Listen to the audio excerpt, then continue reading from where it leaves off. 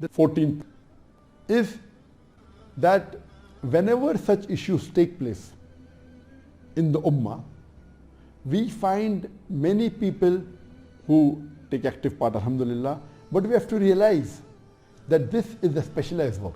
Muslims should collaborate, but we should not spend our complete time only doing this and leaving the other activities. For example, if I am in Dawah organization, now what I do for the next 6 months, I stop my Dawah activity and only concentrate on this, then it will be a great loss for the Ummah.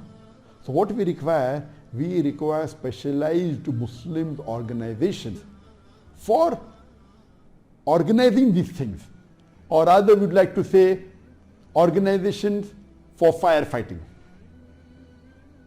And these organizations should be specialized in taking care of such issues, like someone insults the Prophet or someone does Islamic blasphemy.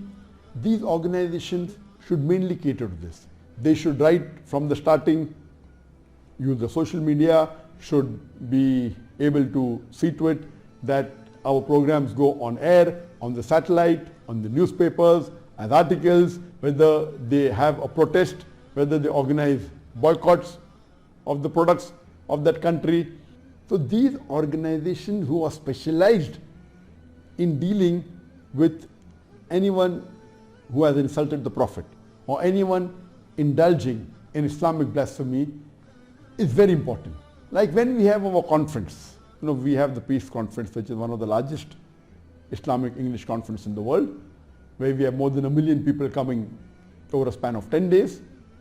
In this, we have approximately more than 4,000 volunteers, and we have about 30 to 40 different groups. We have 30 to 40 different committees, whether it be hospitality committee, whether it be transportation committee, whether it be food committee, whether it be toilet committee, many committees, and one we have which is called as firefighting. This firefighting has a separate head altogether, but when required, it has the heads of the other committees also joining. So similarly, we should have specialized organizations who are specialized in dealing with how to handle such situations. And these organizations should have maybe a few cyber troopers, depending upon the organization, should have few lawyers. These cyber troopers should know what is trending in the social media, how do they utilize it and how do they convey the message. They should have few lawyers. Now these lawyers may not be high-end lawyers, they may have medium-level lawyers, like anyone who insults the Prophet or anyone who attacks any other Dai. There should be legal action taken. So such organizations should be there in most of the Muslim cities. Most of the cities which have majority Muslim, they should be there, or should be in the cities where Muslims are in minority but then large numbers. So these organizations, the main aim is to handle this throughout the year. So when such issues as President Macron takes place, all the Muslim Ummah joins. Some may join for 5 days, some may join for 6 days, some may join for a week, for 2 weeks. But you can't expect the Muslim Ummah to leave all the activities and full year be after this issue. That will be a loss. Imagine someone is doing dawah, someone is doing some teaching, someone doing Islamic teaching. If you stop all these activities for 1 year and every year there are some issues, so at this time all should get together for a few days or for a week, but there are organizations who should handle this situation. And they should be able to see to it that they take the impact to the highest level. And in this organization, they should have contacts as volunteers, top lawyers, top politicians, top Muslim leaders. They will come when required, but they should have full-time few cyber troopers, full-time few lawyers, and they should coordinate and see to it that the end result is achieved.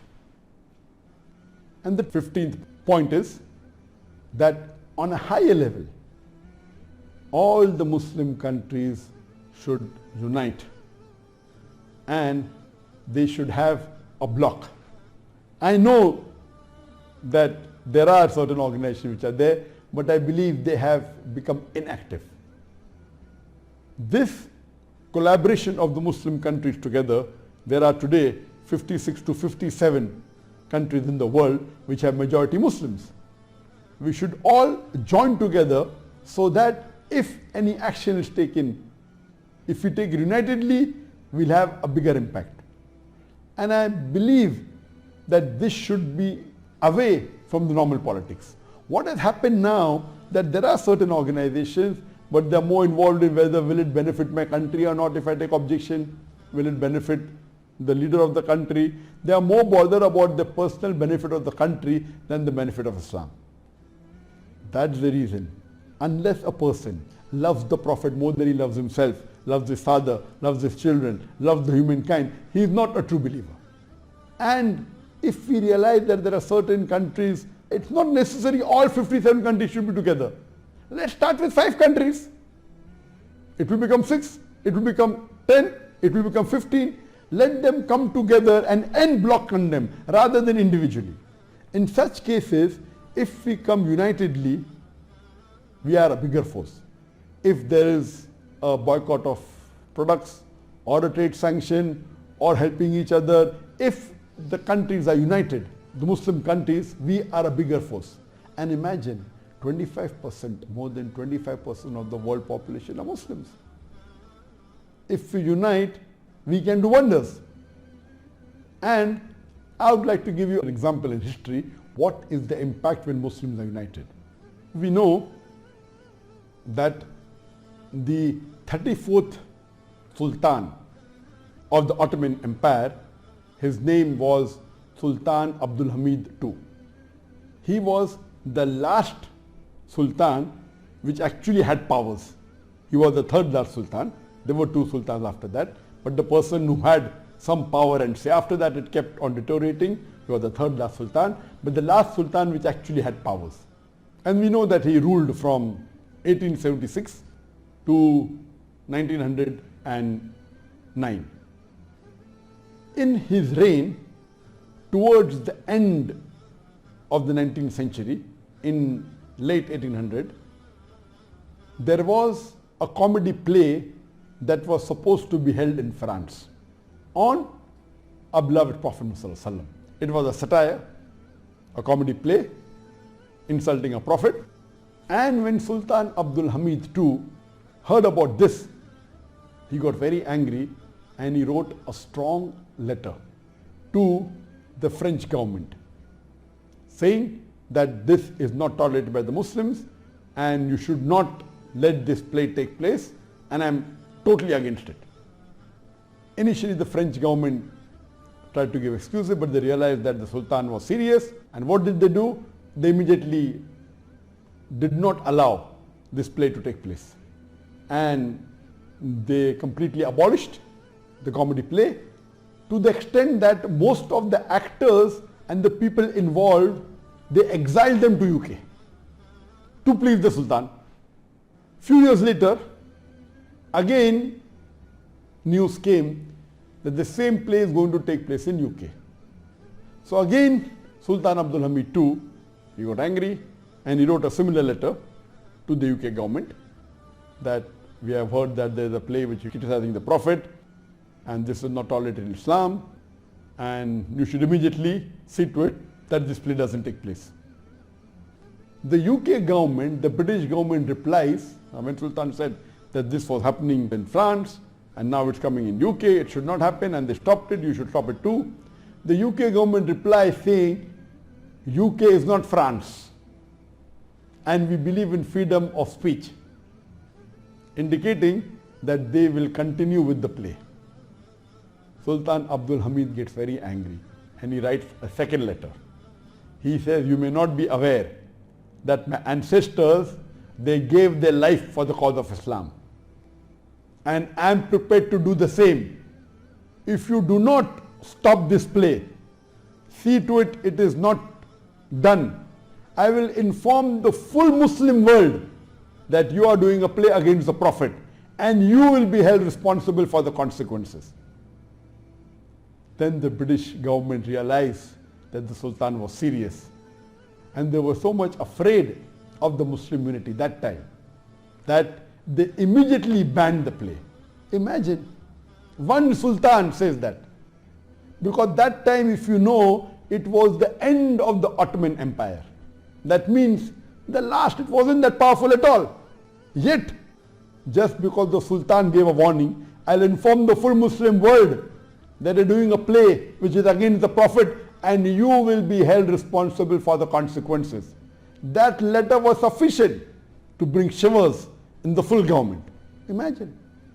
At that time, end of the 19th century, you know, the UK government, the France government, they were powerful.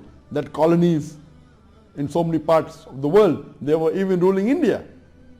But the Sultan writes a letter at that time, even though it's towards the end of the Ottoman Empire, yet they are afraid. And today, we hardly see any Muslim leader speaking. Just 1, 2, 3, or yes, a few here and there. But they are speaking individually. Imagine if all the Muslim leaders in the world, even half of them, get together and give a warning. There will be a world of a difference. Today, the Muslim leaders are more involved. Will it benefit me? Will it not benefit me? Will I remain in power? Will I not remain in power? They are more bothered about their seat here. They are not bothered about the akhirah at all. Imagine, our beloved Prophet said, anyone who does not love Allah and His Messenger more than he loves himself, loves his father, loves his children, he is not a Mu'min. How can we Muslims keep quiet when someone is blaspheming against a Prophet? What has happened to the Muslim Ummah? That's the reason when I gave my actions, the lower actions are mainly for the common man. And see this example that the Muslims are united. What an example. Even though towards the end,